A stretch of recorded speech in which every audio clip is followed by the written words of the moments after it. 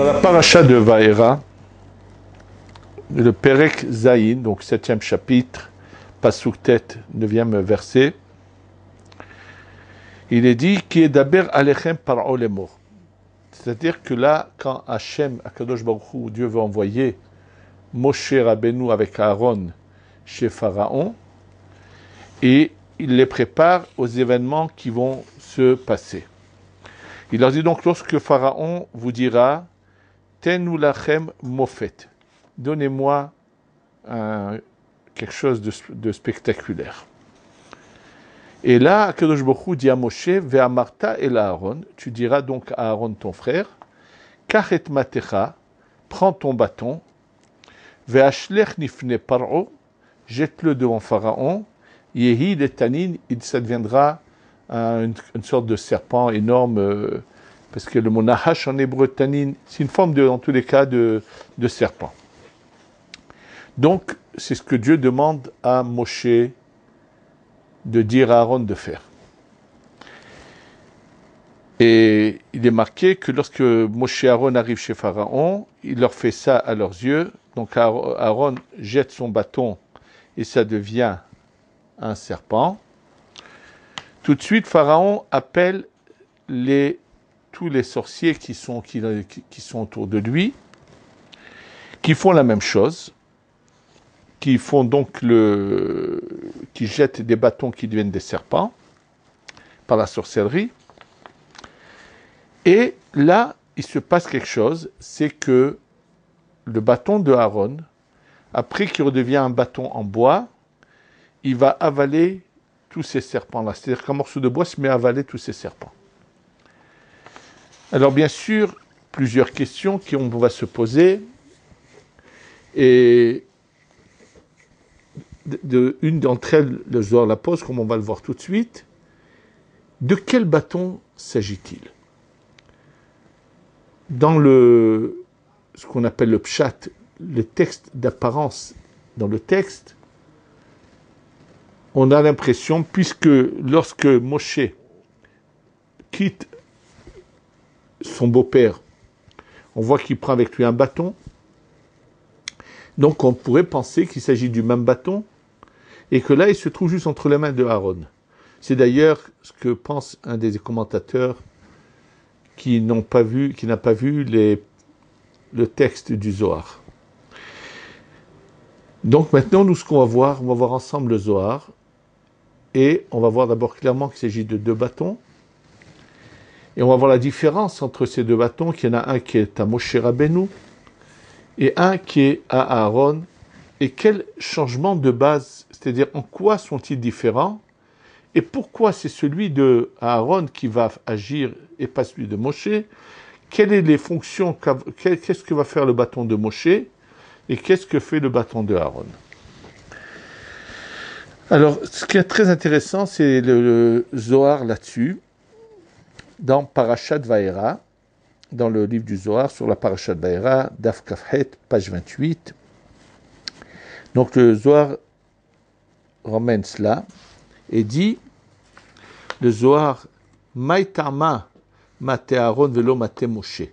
Donc, le Zohar d'emblée, c'est évident pour le Zohar qu'il y a deux bâtons, et pose juste la question, pourquoi Hachem choisit-il le bâton de Aaron et non pas celui de Moshe? Et là, le Zohar nous répond, celui de Moshe est bien plus saint que celui de Aaron. Celui de Moshe, pourquoi il est plus saint? Parce que a été gravé sur lui, lorsqu'il était au Gan Eden Elyon, dans le monde de la Bria, le Shem HaKadosh, un nom saint de 42 lettres. C'est-à-dire que, comme on va le voir tout de suite, on va ramener le Midrash, comment est parvenu ce bâton chez Moshe.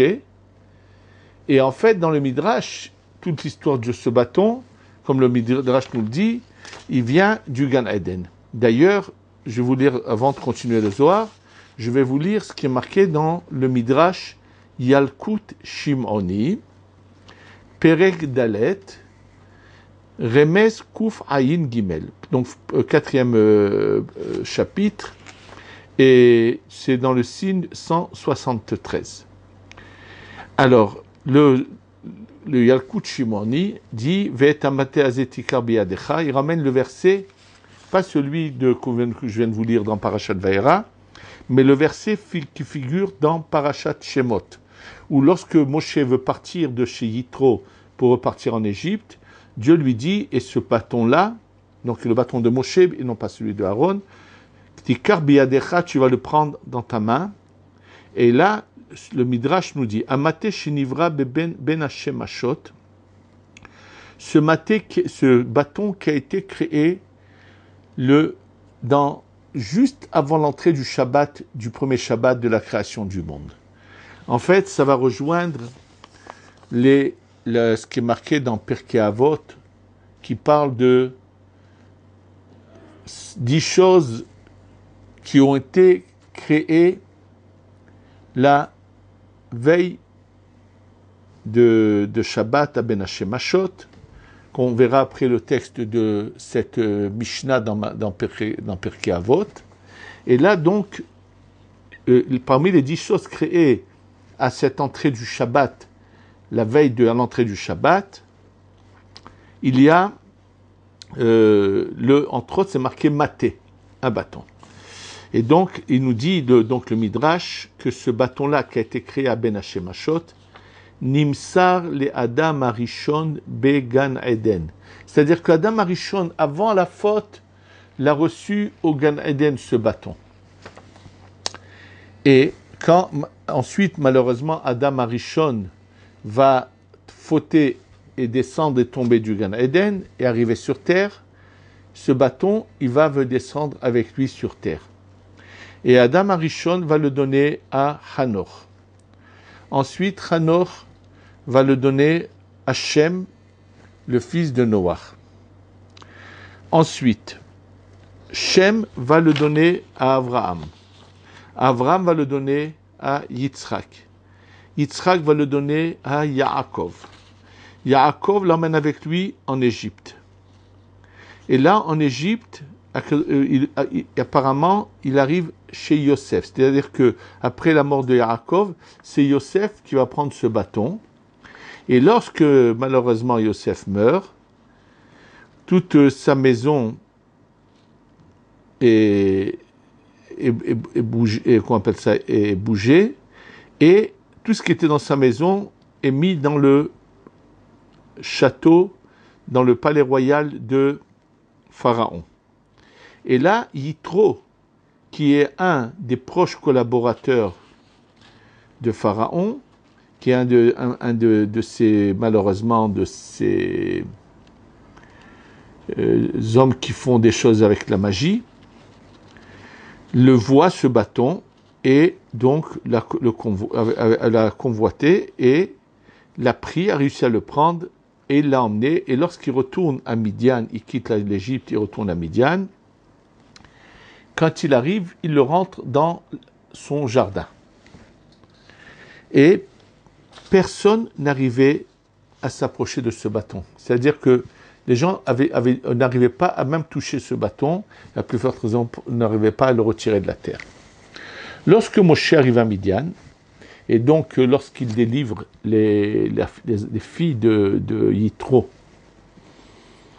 et il rentre, comment on appelle ça, il rentre dans le jardin de Yitro, dès qu'il a vu le bâton, il a vu ce qui était gravé dessus, donc il a tout simplement envoyé sa main et il l'a pris du jardin de Yitro. Et donc, Yitro comprend tout de suite, ça c'est l'homme qui va délivrer le peuple d'Israël de l'Égypte. Il faut savoir que chez Yitro s'est passé un grand nombre de changements dans sa vie, qu'au moment où Moshe, en Égypte, avant de se sauver, tue l'Égyptien, il se passe un événement, un bouleversement dans la vie de Yitro, parce que la parcelle divine de bonne qui était dans cet Égyptien va aller dans le corps de Yitro.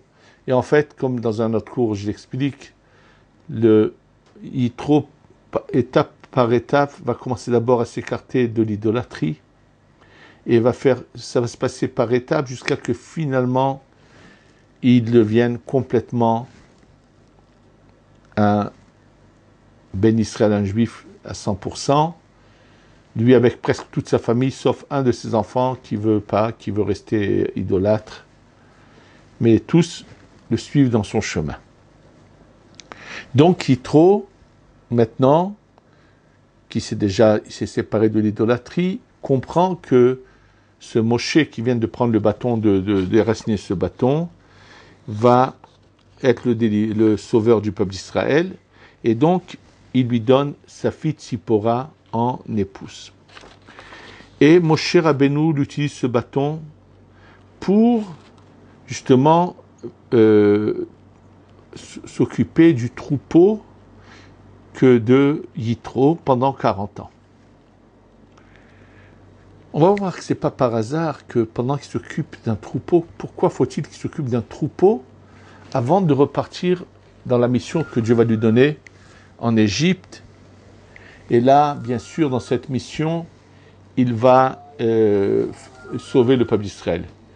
Ce qu'il faut savoir, c'est que dans ce troupeau-là dont Moshe s'occupe, il y a ces parcelles divines perdues qu'il faut sortir de là et les faire entrer dans des hommes. Et c'est une sorte de préparation à la naissance du peuple d'Israël. Et ces parcelles divines doivent d'abord passer par un troupeau d'animaux et dont des étapes à passer pour ensuite arriver à leur but, à devenir des hommes qui seront le futur peuple d'Israël. Et donc pendant ces 40 ans, il n'y a pas un seul animal qui va être tué. Et il va y avoir un développement surnaturel. Et comme le dit le Midrash, Vakatomer Ketson Kochim, comme un troupeau saint. C'est-à-dire qu'en fait, comme je vous l'ai dit, ce qu'il en ressort d'autres livres, qu'il y a des étincelles de lumière là-dedans, que par le fait que Moshe s'en occupe, et je pense qu'il étudie la Torah pendant cette période-là, tout ce que lui a transmis son père comme secret de Torah qu'il sait, il va réussir à faire monter ses âmes, à la faire passer à l'étape au-dessus. Et donc, maintenant, le continue, Amarabuda Barami, Amatem Mishkal Arbaim Sea. Ce bâton a un poids énorme, un très gros poids, vraiment quelque chose. Et il est fait c'est marqué dans le Midrash, le terme suivant, Sanpirinon. Sanpirinon, c'est une sorte de pierre précieuse, donc qui est mentionnée dans d'autres endroits dans les paroles de nos sages, et il s'agit d'une pierre qu'aucun marteau ne peut casser. Il semble que c'est une sorte de pierre précieuse, c'est-à-dire que tout le bâton, c'est comme un bâton spécial avec des lettres gravées dessus, mais qui n'est pas en bois. Il est fait de cette matière qui est une pierre précieuse. Et c'est marqué que les 10 plaies étaient gravées dessus également. Comment? Dans leur première lettre. Detzar, Adash, Be'achav. Nous savons que Detzar, Adash, Be'achav, ce sont les 10 lettres des 10 plaies Dam Tsefardea Kinim. Donc, Dam Tsefardea Kinim, les premières lettres, c'est Dalet, Sadi, Chaf. Arov Dever Shechin, c'est Adash, Arov Dever Shechin, Aïn, Dalet, Shin. Barad, Arbe, Rocher, Bechorot, Be'achav, ce sont les dernières plaies. Donc, et Akadosh Baruch Hu lui dit à Moshe, avec ce bâton-là, tu vas donc emmener les 10 plaies sur les Égyptiens. Donc ça, il s'agit du bâton de Moshe Rabbeinu et non pas du bâton de Aaron. Et revenons donc au Zohar, qui dit donc en fait que le bâton de Moshe Rabbeinu, déjà au Gan Eden, il a été gravé dessus des noms saints, et donc il pourra dominer même les anges qui viennent du monde de la Yetzira, puisque lui vient d'un monde qui est supérieur. Et c'est pour ça grâce à ce bâton, Moshe Rabbeinu va pouvoir dominer les anges représentant les nations, et donc, en fait, tout va être sous sa domination, et c'est pour ça qu'il va pouvoir changer la nature et emmener les 10 plaies. Donc, et il dit, il continue le Midrash, il dit, ce bâton est descendu du Gan Eden, Be'erev Shabbat, Be'ben Hashemashot. Donc, puisqu'il a été créé au Shabbat Hashemashot, il est descendu, donc il n'est pas descendu avec Adam Arishon, puisque Adam Arishon, a été renvoyé du Gan Eden avant, mais il est descendu chez Adam Arishon, la veille de Shabbat, après qu'il ait été créé. Et il dit, Akadosh Baruch Hu ne voulait pas impurifier ce bâton avec, quand il devait avaler les serpents en question. Et pourquoi c'est celui de Aaron dans ce cas-là? Il dit oui, Aaron vient de la droite et lui a le pouvoir de dominer la gauche qui représente le mal. Et maintenant, le Zohar continue, il dit, mais Akadosh Baruch Hu savait pertinemment que les sorciers égyptiens allaient aussi faire avec leur bâton des serpents. Donc pourquoi demander à Aaron de faire cela? En fait, ce qu'il faut savoir, c'est que lorsqu'il a voulu prendre ce bâton, il l'a rendu un serpent. Ça faisait plaisir à tous ces magiciens qu'il y a autour de Pharaon, puisque eux, toute leur force venait justement du serpent. Mais en fait, le but était, ce qu'ils n'ont pas compris, c'est que quand eux viennent faire la même chose, et que le bâton de Aaron, en redevenant un bâton en bois, avale leur serpent, ça veut tout simplement dire que finalement, il va y avoir la domination de la sainteté sur l'impureté. C'était un symbole qui était le départ de l'écrasement, de la défaite de Pharaon et du peuple. C'est-à-dire que eux, toute leur force vient du serpent du mal, et voilà que ce mal est avalé par la sainteté du bâton de Aaron, et donc il a le dessus. Et ça, c'est le premier signe de la domination du peuple juif sur le peuple égyptien qu'il a assujetti pendant 210 ans. C'est pour ça que Dieu veut que ça commence par ce fait-là, pour qu'il soit le départ de la domination de la sainteté sur l'impureté. Donc Dieu sait très bien qu'ils vont faire la même chose, mais le bâton de Aaron qui va pouvoir avaler tout cela, donc c'est ça qui va être le départ que eux seront avalés, que eux seront complètement détruits et dominés par la sainteté de Moshe, par le peuple d'Israël, par Akadosh Baruch Hu, qui va détruire ce mal. En fait, ce mal est un peu la racine de tout le mal, comme on va l'expliquer. Et ce qui maintenant reste à comprendre, c'est que pourquoi fallait-il que ce bâton soit créé à Ben Hashemashot, et pas seulement ce bâton, puisqu'il est marqué dans la Mishnah, dans Masechet Avot, Asara Dvarim, il y a par exemple Pia Be'er, Pia Aton, ce fameux cours d'eau qui va avec les Béné Israël pendant 40 ans, la parole qui est donnée à la Ness de Bilham a été créée également la veille de Shabbat, le fameux bélier que Avram va prendre et va emmener en sacrifice à la place de Yitzhak, et bon, plusieurs autres choses. Et bien sûr, sur cette Mishnah de Masechet Avot, qui parle donc dans Perek, 5e chapitre de Avot, qui parle de ces choses créées la veille de Shabbat, juste à l'entrée du Shabbat, j'ai vu qu'a posé la question le grand-père du Rav Eliashiv, dans son livre, le Shem Shebo Ve'Ahlama, c'est un grand Mekoubal, et quand il veut parler de ce sujet, il pose comme question, mais pourquoi n'en pourrait pas-on apporter une preuve de cette Mishnah que le moment de ce qu'on appelle Ben Hashemashot, je vais expliquer tout de suite de quoi il s'agit, ferait partie réellement du jour. Pourquoi? Puisque toute la création a été finie avant le Shabbat. Or là, on nous dit qu'ils ont été créés par Ben Hashemashot. De quoi qu'est-ce que veut dire Ben Hashemashot? Le mot Ben Hashemashot, c'est un moment qui est juste avant la nuit, avant 3 étoiles, et dans lequel la Gemara dit que c'est un moment où on a un doute. Est-ce que c'est le jour ou c'est la nuit? Ce moment-là, le Mechaber Rabbi Yosef Karo ramène la Gemara qui dit que ce moment-là dure Shlosh Rev'e Mil, 3/4 de mille. Mille, c'est une distance, et le temps qu'il faut pour faire les 3/4 d'un mille, qui représente à peu près 13 minutes et demie. Comment doit-on calculer ce Ben Hashemashot? Alors, bien sûr, il faut faire très attention.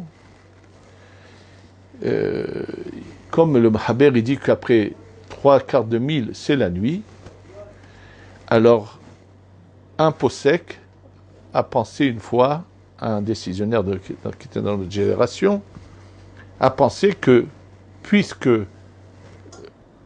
Ben Hashemashot commence après la Shkia, et comme en général le mot Shkia est interprété comme coucher du soleil, donc il a dit, prenons nos calendriers, quand je vois le coucher du soleil, 13 minutes et demie après, c'est la nuit.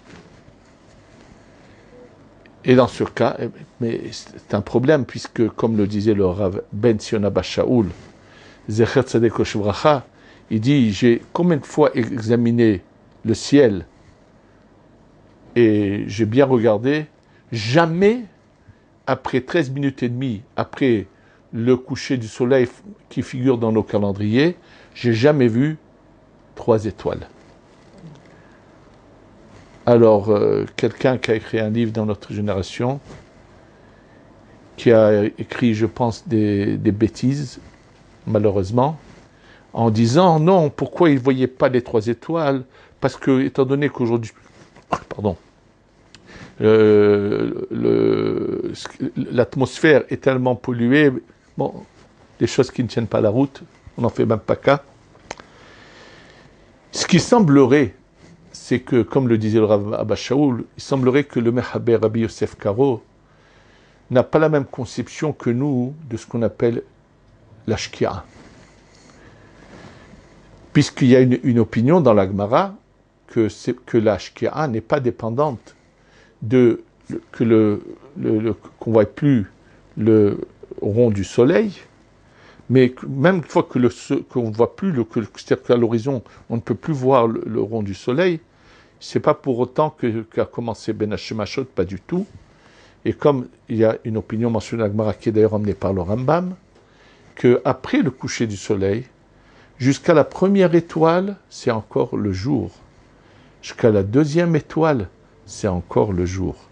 Entre la deuxième et la troisième étoile, c'est Ben Hashemashot. Selon cette opinion, la Shkia commencerait bien plus tard que le temps qui est mentionné dans nos calendriers. Et donc, en fait, il semblerait que le Mechaber Rabbi Yosef Karo, qui allait selon cette opinion, que la Shkia n'est pas, comme le pensent nos calendriers, qu'après que nous ne voyons pas le rond du soleil, c'est-à-dire à l'horizon, mais bien plus tard que cela. Donc, il en sort, et donc les 13 minutes et demie en question de Rabbi Yosef Karo commenceraient au moins, même beaucoup plus que ça, au moins 10 à 13 minutes après, en Eretz Israël, je parle d'une manière générale, après l'horaire mentionné dans nos calendriers.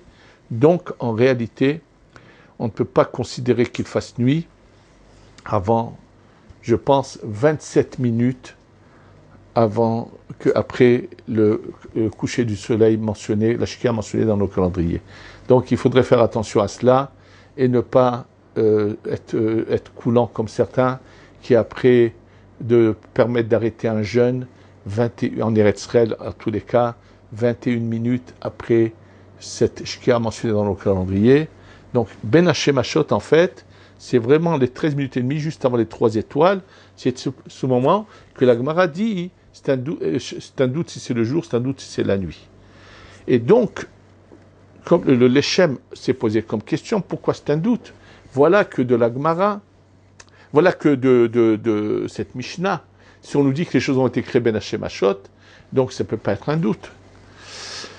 Et sa réponse, c'est que le doute, c'est sûr qu'il y a le jour et la nuit qui dominent à ce moment-là. Et bon, il a toute une manière à lui de voir les choses. Et je voudrais simplement dire que je ne vois pas en quoi de sa question voudrait dire que c'est le jour Ben Hashemashot, parce que des choses ont été créées. Parce qu'en fait, ce qu'il faut d'abord comprendre, autre question qui a été posée, on sait pertinemment que le sacrifice d'Avraham Avinu, le bélier en question, si on comprend la Mishnah de Avot, que ce bélier réellement, physiquement, a été créé à Ben Hashemashot, donc au moment où Avraham l'emmène en sacrifice, il avait un âge plus qu'avancé. Or, il est mentionné dans d'autres termes, dans d'autres textes, que c'était un jeune bélier et ce n'était pas un vieux bélier. Donc en fait, de quoi s'agit-il quand on nous parle de ces 10 choses créées Ben Hashemashot? Il ne s'agit pas d'une création physique, mais il s'agit de la création de l'âme de ces choses-là. Or, comme le dit le Béné Issachar, il dit, qu'est-ce que ça veut dire? On dit, Dieu a fini la création le 7e jour. Mais non, il a fini le 6e jour, puisque c'est marqué Ba Shabbat Ba Menucha. Le Shabbat, c'est le repos. Alors il dit non, il s'agit que tout était créé physiquement, mais rien ne pouvait agir. Il manquait l'âme à toute la création. Le Shabbat, c'est l'âme de la création. Donc quand il est dit Vaïchal Elohim Bayom Hashivei, Dieu a fini la création le 7e jour, ça veut dire la finalité de tout ce qui a été créé avant, c'est la Neshama, c'est lorsque l'âme qui vient le Shabbat pénètre ces choses-là.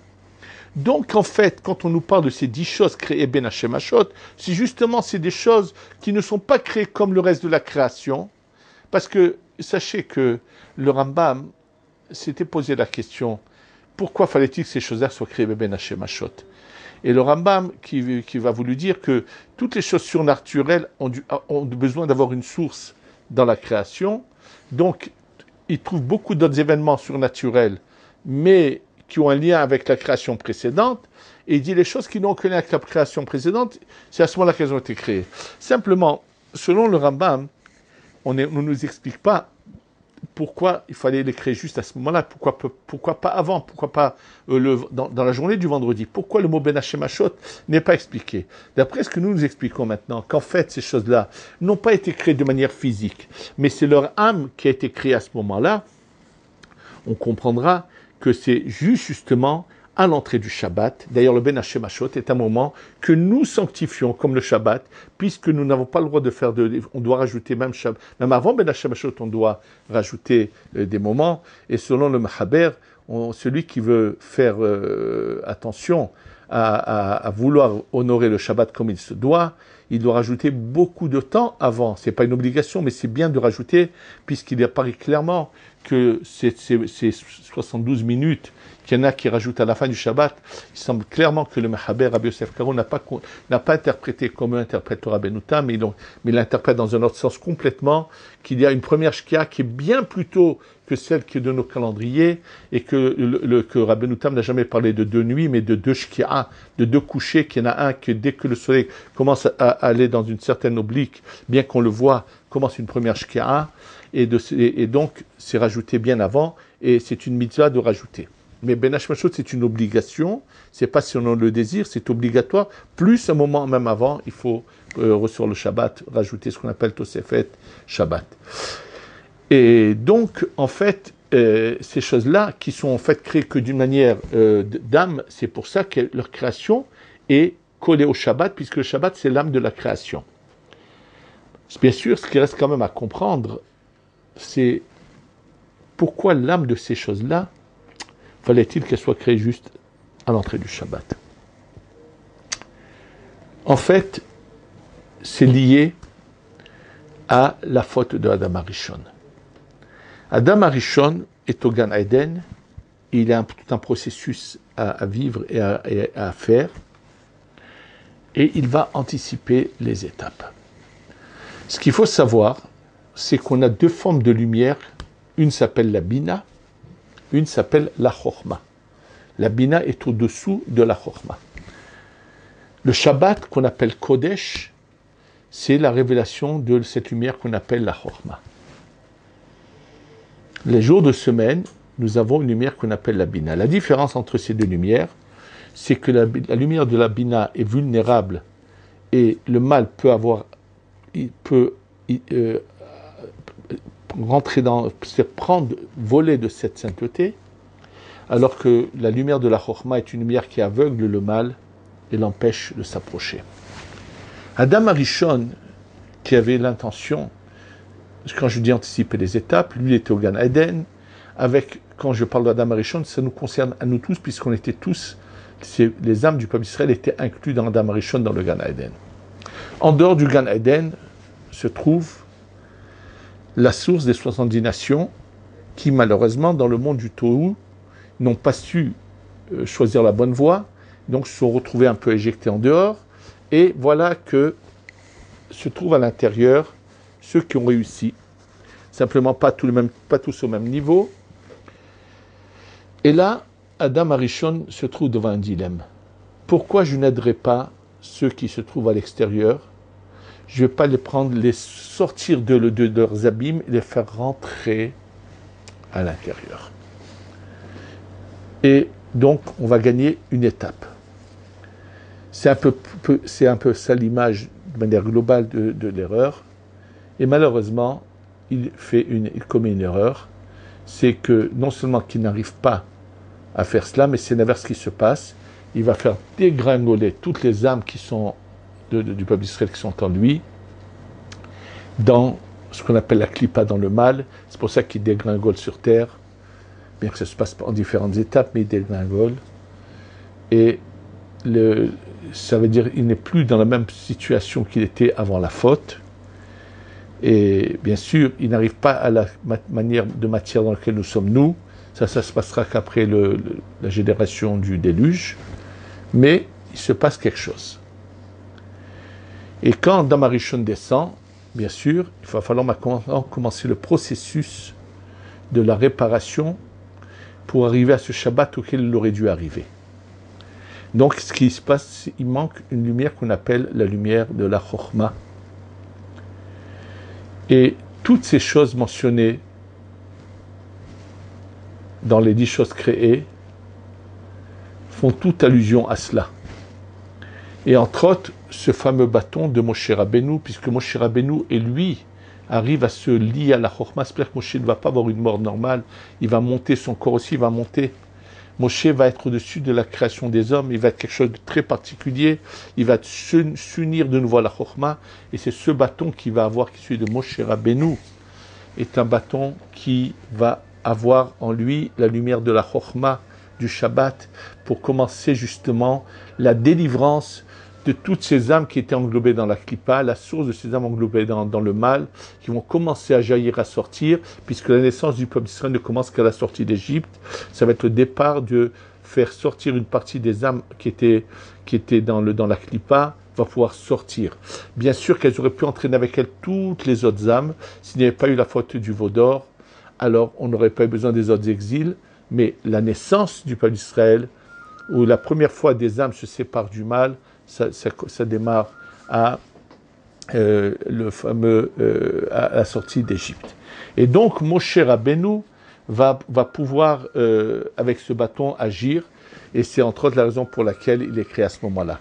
Il y a aussi dans cette Mishnah, on nous parle de ces forces du mal qui sont créées à ce moment-là, parce que justement, on ne veut pas que ces forces du mal aient un corps physique, sinon ça aurait été terrible. Donc Dieu choisit au moment où elles veulent sortir, parce que le mal a eu le dessus à cause de la faute d'Adam Arishon, et arrive le Shabbat et les empêche de se conquérir le corps, pour pas que sinon elles auraient pu faire un mal terrible.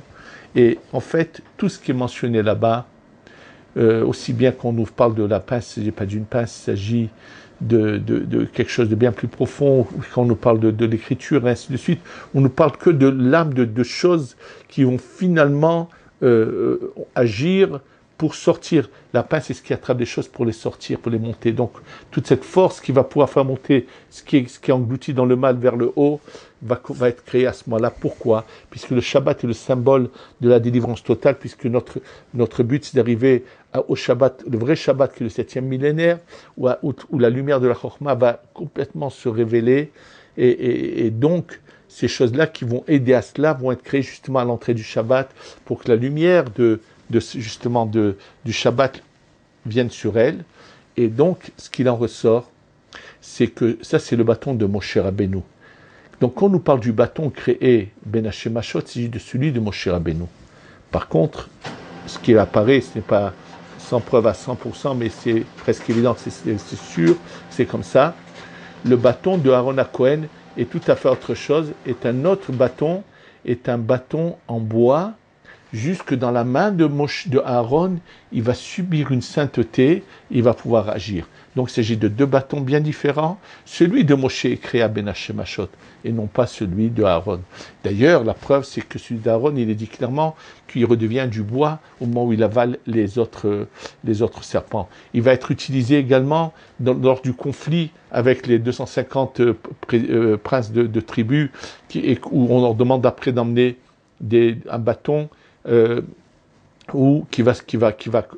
duquel vont sortir comme un arbre, va pousser quelque chose dessus. C'est de nouveau le bâton de Aaron, qui est un bâton en bois et non pas en pierre précieuse, synpérinon, qui est mentionné pour celui de Moshe Rabbeinu.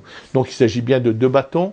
Celui de Moshe est un bâton qui a été créé au Gan Eden Ben Hashemashot, descend sur terre chez Adam Arishon et va passer toutes les étapes jusqu'à ce que Moshe le récupère. Alors que celui d'Aaron, il s'agit d'un morceau de bois qui, sous la main de Aaron, va pouvoir agir. Où c'est qu'on voit cela? On le voit également lorsque dans le Hamor, l'âne de Rabbi Pinhas Ben Yair, dont on nous a raconté des choses incroyables, que lorsqu'on lui sert à manger quelque chose auquel on n'a pas pris le maaser, il ne veut pas manger. Comment c'est possible qu'un âne ait une telle vision? C'est que lorsque Rabbi Pinhas Ben Yair chevauche sur cet âne et étudie la Torah, il arrive à purifier il arrive à purifier la matière de cet âne jusqu'à qu'il arrive à ce niveau auquel il arrive. Et c'est pareil, le bâton dans la main de Aaron va avoir une telle sainteté qu'il va pouvoir bien sûr agir, mais ils sont deux choses différentes. Celui d'Aaron a un but particulier, avaler le mal, ça oui, d'écraser le mal, oui, mais celui de Aaron, c'est pour faire les miracles et pour faire ça. D'ailleurs, dans cette Mishnah, il parle aussi des premières tables de la loi, qui ont été créés également, Ben Hashemashot, puisque s'il n'y a pas la faute du veau d'or, on arrivait de nouveau à la délivrance totale au 7e millénaire. Donc c'est toutes ces choses mentionnées dans cette Mishnah font une allusion à ce Ora Chochma qui doit se révéler par le Shabbat et qui sont créés pour recevoir la lumière du Shabbat. Et ce qui donc il apparaît clairement que nous sommes on le voit très bien, on a deux bâtons qui sont dans leur essence différente et qui ont chacun une mission différente.